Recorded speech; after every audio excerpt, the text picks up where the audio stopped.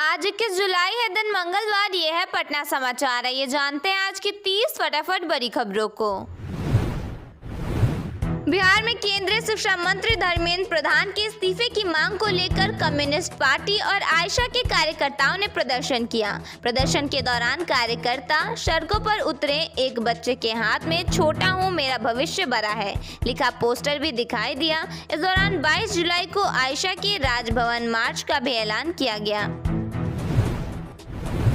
Monsoon सत्र के पहले दिन पेपर लीक के मुद्दे पर विपक्ष ने केंद्रीय शिक्षा मंत्री धर्मेंद्र प्रधान के इस्तीफे की मांग को लेकर पैदल मार्च किया। इसी दौरान पहली बार सदन पहुंचे निशांत विपक्ष के प्रदर्शन के बीच फंस गए। इस दौरान वह नीतीश कुमार की शैली में अचानक खड़े होते हुए नजर आए।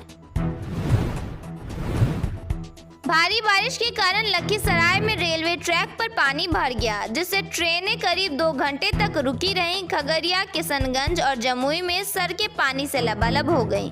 बगहा में एक किसान को मगरमच्छ खींच ले गया। वहीं मुंगेर रेल कारखाने की हाई वर्कशॉप में भी पानी भरने से काम ठप हो गया। इसके अलावा आकाशीय बिजली की चपेट में आने से 11 लोगों की मौत हो गई। राजद सुप्रीमो लालू प्रसाद यादव इलाज के लिए दिल्ली रवाना हो गए हैं। उनके साथ उनकी पत्नी राबड़ी देवी और बेटी मिशा भारती भी गई हैं। बताया गया है कि उनकी आंख में समस्या हुई है, जिसके लिए एम्स में उनका चेकअप होगा। शुक्रवार को तबीयत बिगड़ने के बाद उन्हें IGIMS में भर्ती कराया गया था।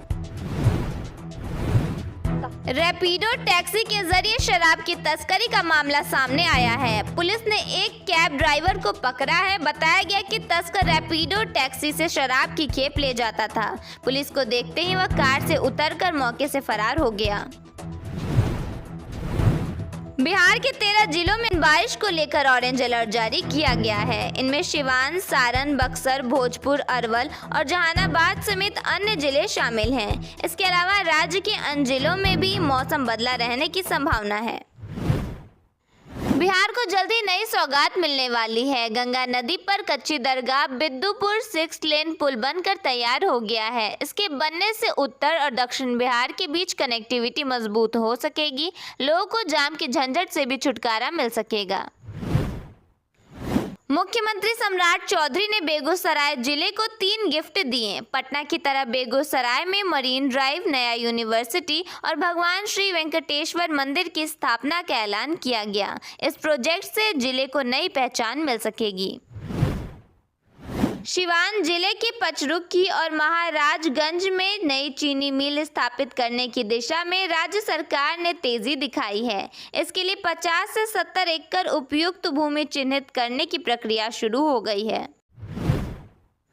बिहार के स्वास्थ्य मंत्री निशांत कुमार का आज 45वां जन्मदिन है। इस मौके पर वे पटना जंक्शन स्थित महावीर मंदिर पहुंचे। यहां उन्होंने पूरे विधि विधान के साथ पूजा अर्चना की, साथ ही रुद्राभिषेक भी किया। नेपाल में हो रही लगातार बारिश की वजह से बिहार में खतरा मंडराने लगा है। राज्य में गंगा, कोसी, कमला समेत कई नदियां उफान आई हैं। इसकी वजह से कई जिलों में बाढ़ का खतरा सताने लगा है। ऐसे में तटीय इलाकों में निगरानी बढ़ा दी गई है।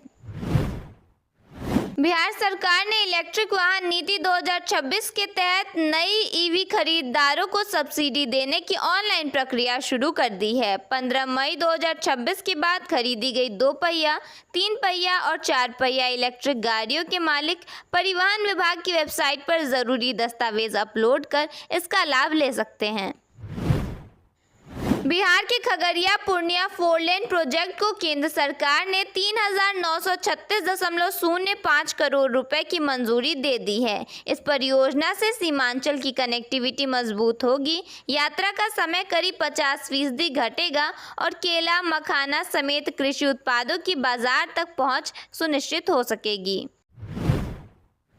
बिहार विधानमंडल का मानसून सत्र शुरू हो गया है और नेता विपक्ष तेजस्वी यादव विदेश में हैं। सदन में उनकी गैर मौजूदगी को लेकर सवाल उठ रहे हैं। JDU विधान पार्षद खालिद अनवर ने कहा कि विपक्ष को जनता की समस्याओं से ज्यादा इस बात की फिक्र है कि उनके परिवार का जन्मदिन कैसे मनाया जाए। उन्होंने कहा कि अगर कोई सोचता है कि बिहार से बाहर रहकर राज्य की राजनीति को संभाल लेगा तो वह गलत है, क्योंकि जनता सब देख रही है।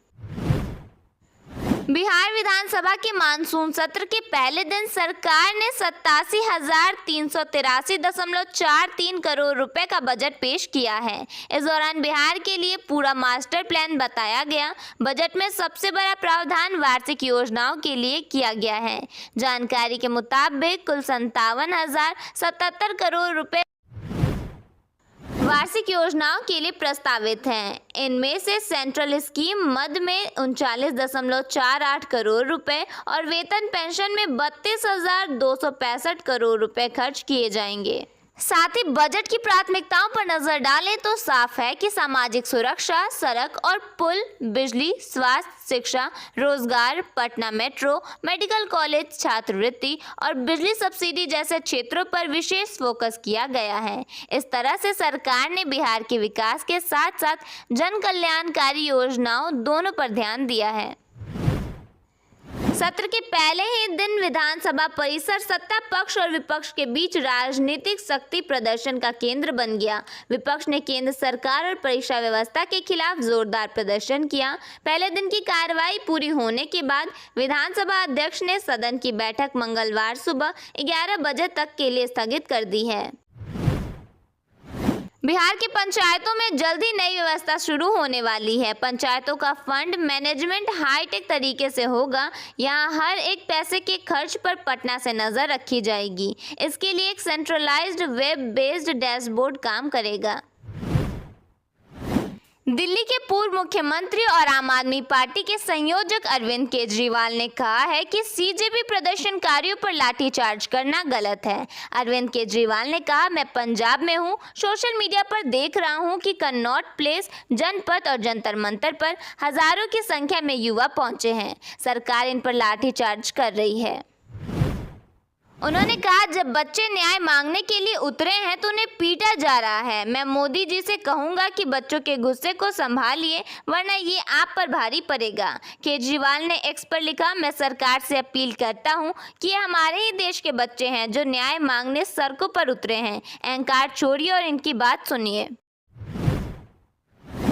पटना जिले के मसौढ़ी में भगवानगंज थाना से महज 300 मीटर की दूरी पर रविवार देर रात हथियारबंद अपराधियों ने एक ज्वेलरी कारोबारी के घर और दुकान में करीब 77 लाख रुपए का डाका डाल लिया। करीब 10 नकाबपोश बदमाशों ने कारोबारी और उनकी पत्नी को बंधक बनाकर करीब 250 ग्राम सोना, 15 किलोग्राम चांदी और महिला के निजी आभूषण भी लूट लिए।